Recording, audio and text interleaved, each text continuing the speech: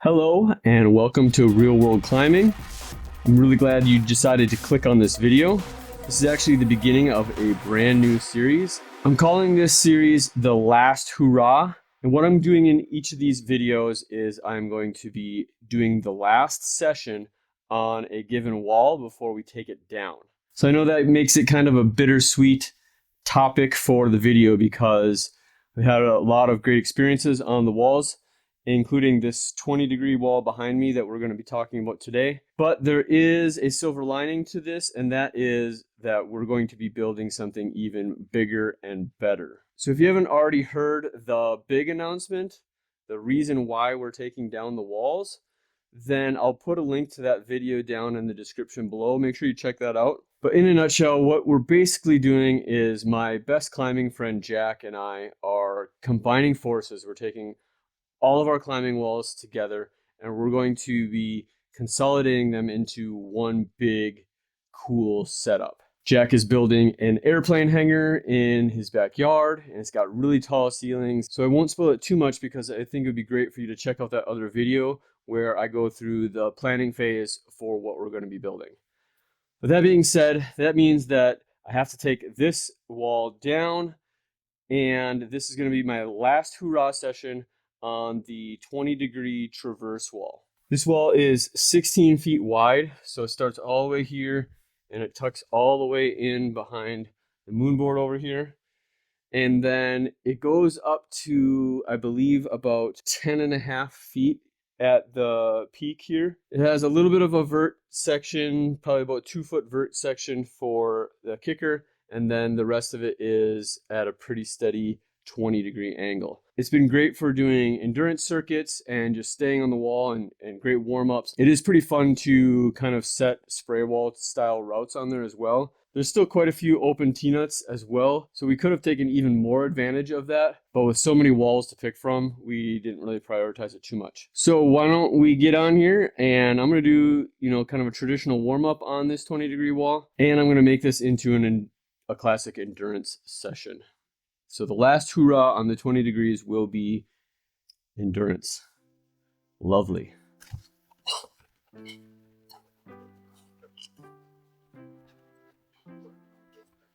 So there's just plenty of jugs to go all around everywhere I want here. There's even some holes that are made out of real rock. So this is like a big chunk of granite, I want to say. And this is I think this is from the Red River Gorge, this one here. So whatever kind of rock that is, I don't think it's sandstone. Maybe it's sandstone.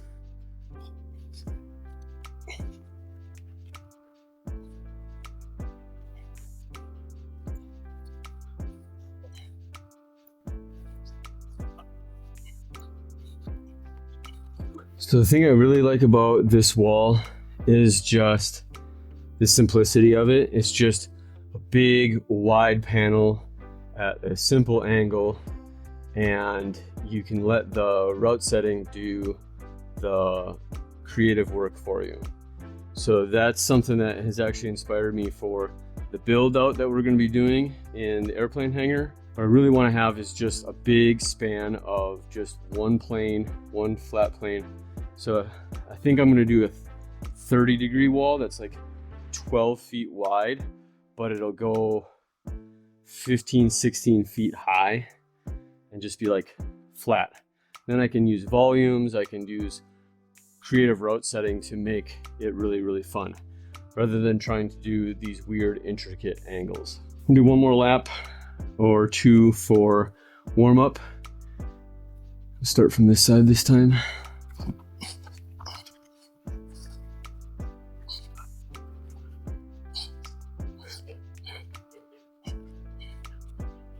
You might be wondering, why am I doing this session alone at Jack's house? Well, Jack is out of town for a long time, and I've been tasked or volunteered to get the ball rolling on the disassembly of this wall to prepare us for the upcoming wall build.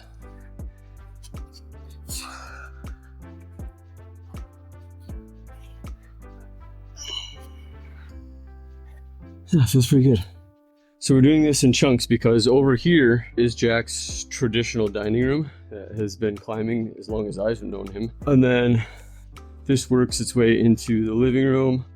And then obviously we're gonna have some more videos in this series about taking down other walls in his setup. But part of that is we need to recapture the dining room and the living room. And we'll be reusing as much of the wood as possible in the new build out as well. So that being said, this is just one of the first phases. We'll continue on in the process here on Jack's walls for the last hurrahs. And then of course, we're gonna have a last hurrah at my garage wall. Those are all coming down too, because those are gonna get added out in the airplane hangar. So I have a question for you then. Since I've been traditionally naming my climbing walls the headquarters and just numbering them, and I've had 5 up to this date of real world climbing headquarters, should I start naming the airplane hangar real world climbing headquarters number 6? Or should we name it the hangar? I know there's other climbing gyms named the hangar. Shoot me a comment below what you think. So now what I think I'm going to do is I'm just going to do some kind of sit starts and just more traditional climbs. I don't think anything will be super difficult just because there's a lot of really comfy holds, to be honest. There's some really small ones too, some really hard ones if I wanted to, but let's do that and then we'll maybe bust into some endurance to wrap things up. So I'm just looking for some holds that really inspire me. He's got a lot of really cool shaped holds. I really like this Fontainebleau kind of sloper. Looks like a pusher hold. Pusher makes lots of great holds. So I may try to go into that. Pretty cool undercling here. Yeah, we'll make this one simple, but it looks kind of cool. So pick some footholds down here.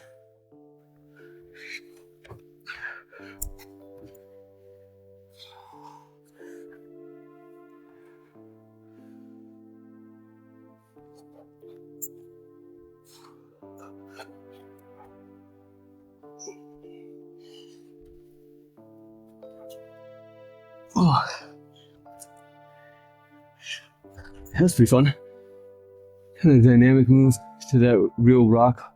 That is another hold made out of real rock at the top. Feels really cool.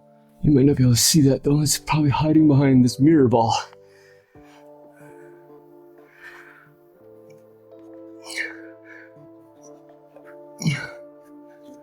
Sorry, mirror ball.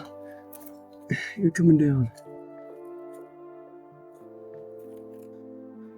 Couple more really nice big pusher feature kind of holds.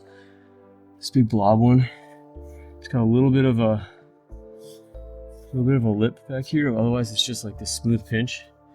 So, but it's so wide that you can't really pinch it when you're down here. So I don't know. This thing, I think will be really fun to set with on the other wall, especially. Oh man, yeah. There's some features down here that we could utilize.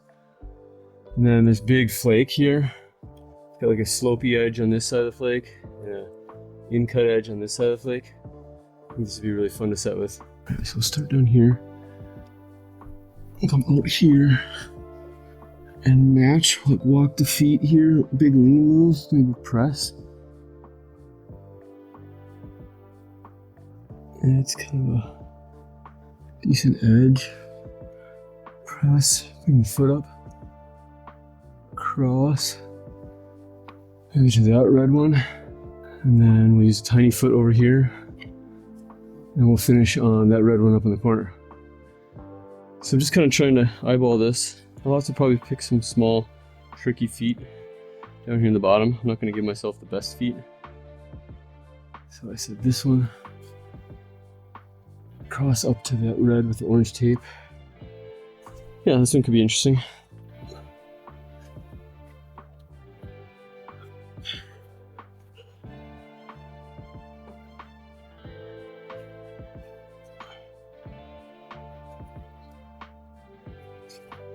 Whoa.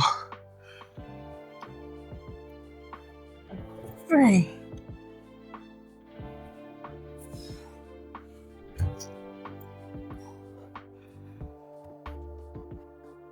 Wow. That was awesome. This move from here to here, like, really surprised me.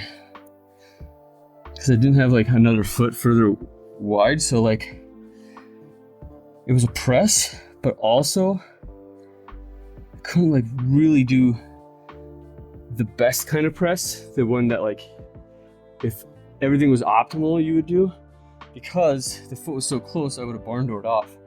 So I kind of almost had to press and use friction to pull in at the same time just to reach this. And then putting the foot up and matching, that was basically like a one arm pull up with press power with my left foot. I like that. That's pretty cool. And that's what I like about not just spray walls in general, but just having a home wall, is you get to control what you do. You can try things. You don't have to be a professional route setter to experiment. And honestly, I think that setting routes and then setting lots of really bad routes in the beginning helps you not only learn how to set better in the future, but it also helps you in your climbing. Like being able to anticipate what a move is going to look like before you even try it.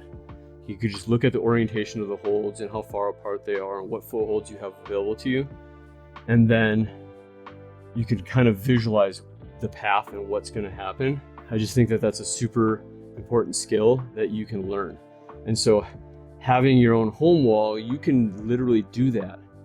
You don't have to ask anybody's permission. You don't have to become a route setter to do that. So in case you needed another reason to build a home wall, there you go. And don't forget that it is something that I offer through my business, Real World Climbing, is the consulting of design and build out of home walls. So if you don't know what you want to do with your space, or you want some ideas, I can be a resource for you. Head over to realworldclimbing.com and check it out. Let's do one more where I pick some holds that inspire me. I've just been really gravitating towards these pusher holds. So I got another one of these Fontainebleau feeling sloper. That's pretty good pinch if you catch it on this side. This side is definitely worse. And we got this blue flake here. So what can we do with those? I could do like this match thing where I grab it the bad way first, but I have to come in and shift. This side pull looks cool.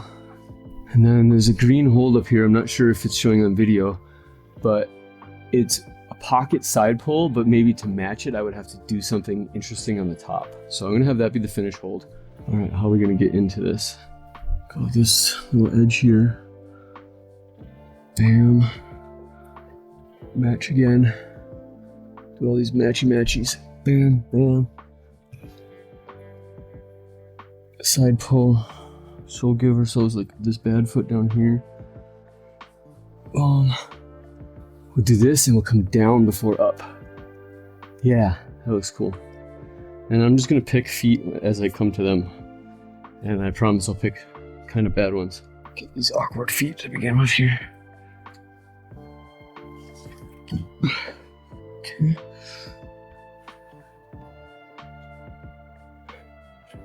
That's a spin. Deceive myself wrong.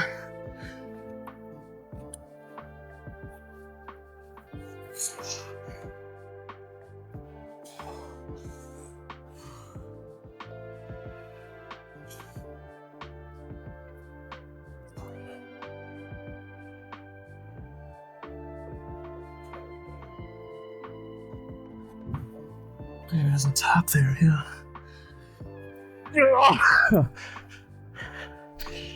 Alright, that was pretty fun.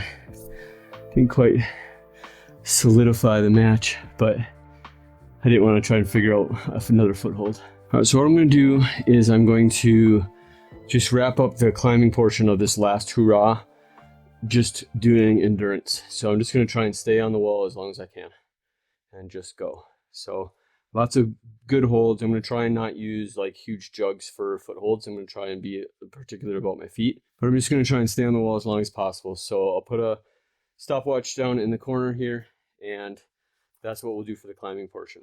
All right, here we go. Start the timer.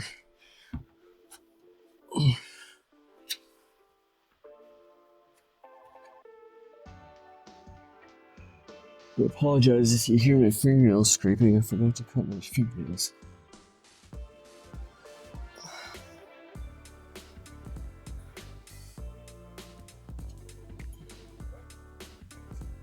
Start with maybe some of the medium and smaller holds early on before I get super tired. The awkward ones.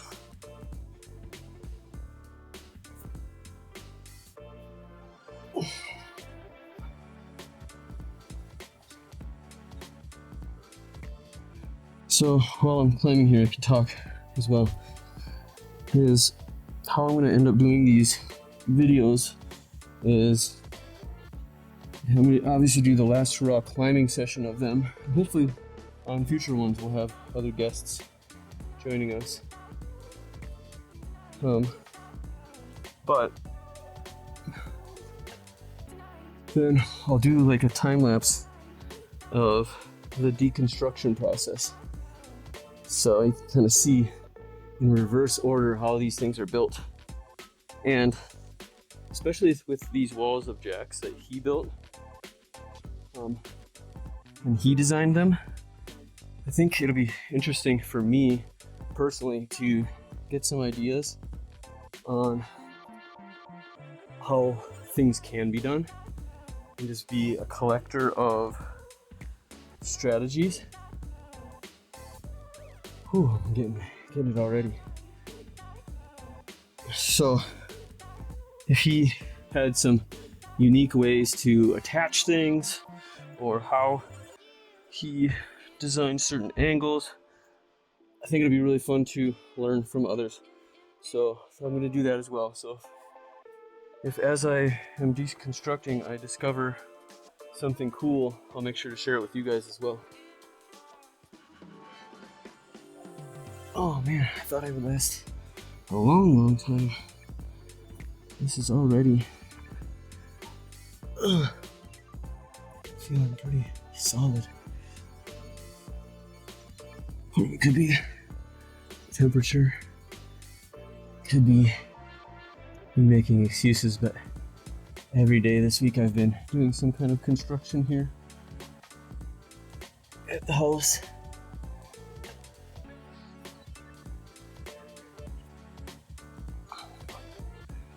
Oh, and I've also had climbing sessions this week yet. Oh, that could have been a mistake. Went for the sloper. Oh man. I know endurance is something I have to work on. Jeepers creepers.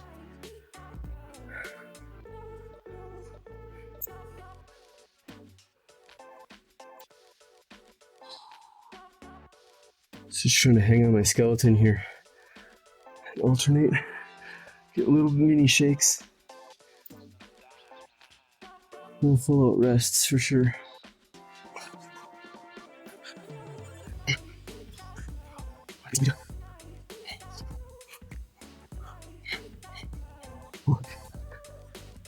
I have no idea of the timer, only you guys do, with that stopwatch in the corner.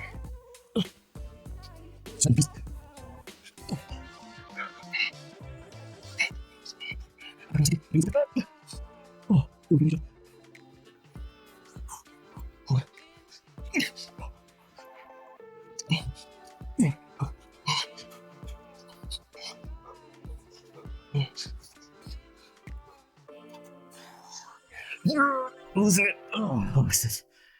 Oh. All right, well that felt pretty good. One big long go on it. Don't know how many minutes I lasted, but hopefully that's a nice solid number. But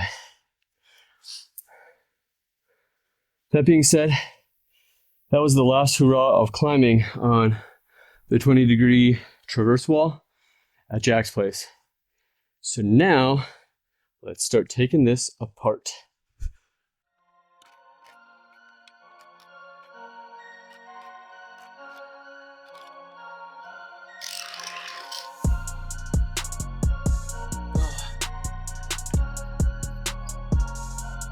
Grin, it's real rock.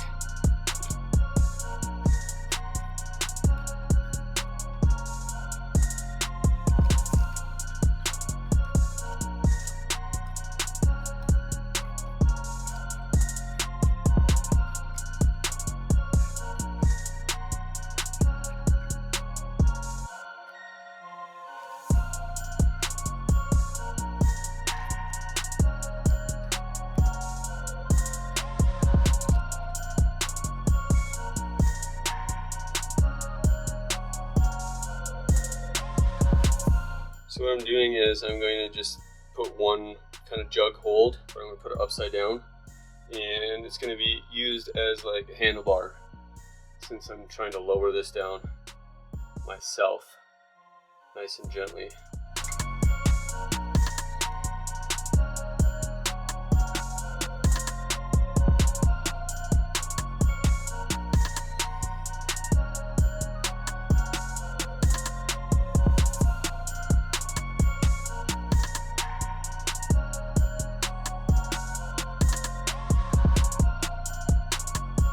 Alright, so we're going to take a look at this framing and see how he built it and see if we can learn anything from it. Number one thing I noted is I found a bunch of these T-nuts. This fell behind the wall. These popped out. So this doesn't really have to do with how he constructed it, but just a thought process on if you do need to repair T-nuts, how you're going to get access to the back of the wall. Those panels were not that hard to take off, so if we're really in a pinch, just take the panels off and fix the T-nuts that way. But that is one thing, like when you have like a vertical section like this, it's hard to get behind there to fix things. One thing I think is really cool is like this is a living room, so to minimize like what actually invasiveness he did, he just found the joists and adhered these exterior pieces of 2x4 and used that as his connection points. So he's got the two joists here in the ceiling, and then he did this cross member piece that attached the tops of the studs to. So a nice simple solution. And then he also did this stringer here along this back wall, and then did these connection pieces here to give it a little bit of additional stability. This is actually also a quite elegant way to do this when you don't have exposed studs. Again, he just found the studs that were behind here and attached these additional pieces. So this is attached with long screws into the studs of the wall, and so instead of like cutting out drywall and everything like that to attach the pieces of the climbing wall, he just did that, and then now that has something to adhere to here. Really actual good solution for something when you can't totally demolish what you're working on. In order to make the bottoms of this kickboard come out to about the level of the 2x4 studs here, we just did like this 3/4 inch furring strip, it looks like, and that's on top of the trim. So the trim already sticks out a little bit, then plus that furring strip is about equal to the 2x4 depth, so that way the kickboards would sit flush. So now we'll start taking down all the framing and undoing what he did. What's funny is, if I were to guess, it probably took him several days or several working sessions, maybe even a couple weekends to put this whole thing up. And by the time we're done taking it apart, I bet you it'll be maybe an hour or two to take the whole thing apart. So kind of sad, but obviously we're looking forward to something even better.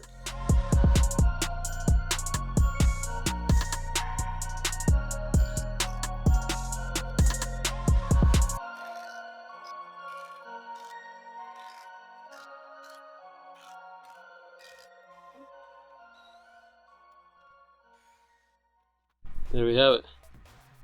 No more 20-degree wall. Thanks so much for joining me for this Last Hoorah video. Don't forget to subscribe by clipping the chains on the subscribe button, and check out other videos in this series. See you real soon.